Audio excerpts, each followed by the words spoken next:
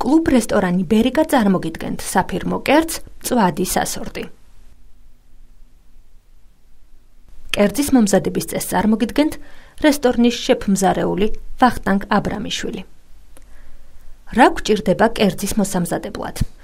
ღორის ნეკნი 300 გრამი, ღორის თაფლასუკი 250 გრამი, ღორის ჩალაღაჯი 250 გრამი, ღორის რბილი ხორცი 250 გრამი, ქამასოკო 50 გრამი, სალათის ფურცელი 100 გრამი, კიტრის მარინადი 150 გრამი, ჭარხალი 100 გრამი, ხახვი 100 გრამი, მზესუმზირის ზეთი, მარილი გემოვნებით.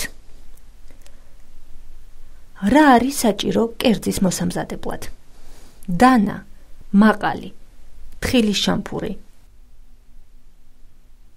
ხის დაფა, ხის სადგამი. მომზადების წესი შემდეგნაირია.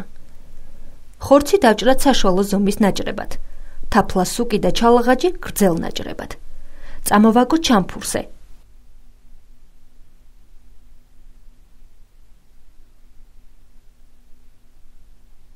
მოვაყაროთ მარილი.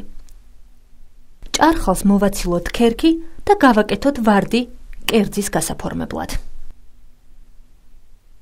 ხის დაფაზე მოვათავსოთ სალათის ფურცლები. დავჭრათ ხახვი მრგვალ ნაჭრებად. მოვათავსოთ დაფაზე. ხის სადგამი დავდოთ დაფაზე.